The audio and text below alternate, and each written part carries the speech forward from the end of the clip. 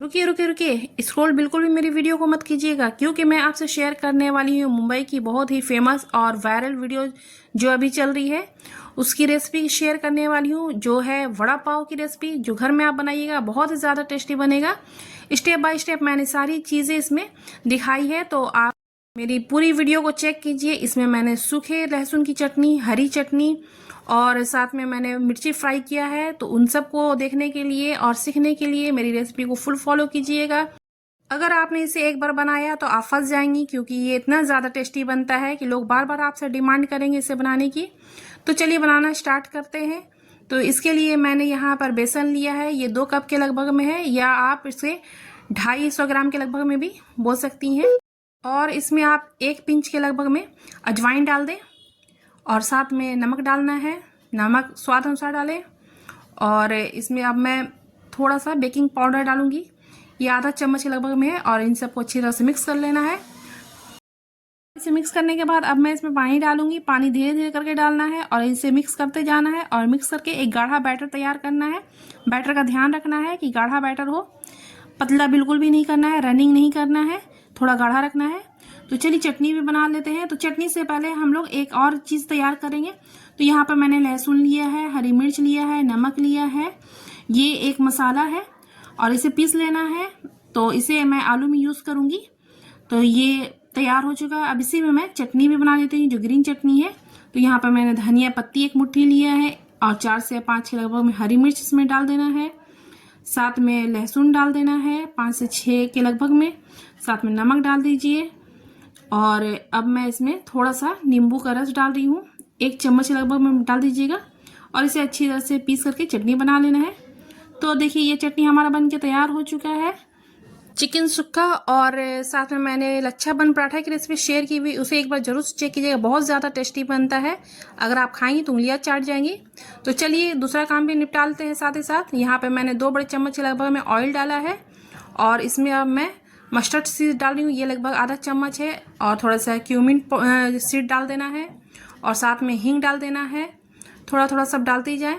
Ginger garlic paste डाल देना है, 1 बड़े चम्मच डालिएगा, और इसे फ्राई कर लेना 1 मिनट के लिए। और साथ में जो मैंने मसाला पीसा था लहसुन मिर्च, उसे भी डाल देना है, और इसे मिक्स कर लेना है। मिक्स करके फ्राई कर लेना है। इसे 1 मिनट फ्राई कर लीजिए। और अब मैं इसमें थोड़ा सा हल्दी पाउडर डालूंगी, तो आधा चम्मच लगभग में हल्दी पाउडर डाल देना है। इसे भी फ्राई कर लेना है, ताकि इसमें कच्चापन ना रहे। और साथ में मैं 1 चम्मच के लगभग में गरम मसाला भी ऐड कर रही हूँ, और इन सबको अच्छी तरह से फ्राई कर लीजिए। अब मैं इसमें बॉयल किया हुआ आलू ऐड करूंगी। तो यहाँ पे नमक भी मैंने डाल दिया, क्योंकि नमक मैं डालना भूल गई थी। तो नमक डाल लेना है, और इन सबको अच्छी तरह से मिक्स कर लेना है। अब इसमें मैं बॉईल किया हुआ आलू ऐड कर दूंगी, और इसे मिला करके मसाले में अच्छी तरह से मिक्स कर लेना है, और इसे इस तरह से मैश कर लेना है। और ऊपर से थोड़ा सा धनिया पत्ती भी ऐड कर दूंगी, और इन सबको अच्छी तरह से मिक्स कर लेना है, और इसे थोड़ा देर ठंडा होने दें। तो हमारा मसाला ठंडा हो चुका है। इसे मैं एक दूसरे बॉल में ट्रांसफ़र कर लूँगी, और इसका छोटा छोटा बॉल बना लूँगी। तो अच्छी तरह से पहले एक बार मिक्स कर लें हाथ से, क्योंकि हाथ का तो बात ही अलग है, हाथ डालते ही मसाले में टेस्ट आ जाता है। और अब इसका मैं एक छोटा छोटा बॉल बना के तैयार कर लूँगी। तो सारे बॉल इसी तरह से इसी साइज में बना लें, और बना के रेडी कर लें। अगर आप कबाब के दीवाने हैं तो मेरी कबाब की रेसिपी जरूर से चेक कीजिएगा। मैंने 4 तरह के कबाब और साथ में पराठा, और उसके साथ मैंने रोल बनाने की भी रेसिपी शेयर की हुई है। तो सभी एक चीज़ एक ही वीडियो में मिल जाएगा, आप जरूर से चेक कर लीजिएगा। अब यहाँ पे मैं बैटर लगा के सारे आलू को फ्राई कर दूंगी, तो ये वड़ा बन जाएगा। तो हमारा वड़ा बन के रेडी हो चुका है। सारे वड़े को मैंने फ्राई कर लिया है। यहाँ पर सारे वड़े बन के तैयार हो चुके हैं। अब मैं इसी ऑयल में थोड़ा सा चूरा भी बना लूँगी। चूरा बनाना ज़रूरी है, क्योंकि इससे टेस्ट बढ़ता है, और इसे मुझे चटनी में भी यूज़ करना है, इसलिए मैं यहाँ पर चूरा बना लूँगी।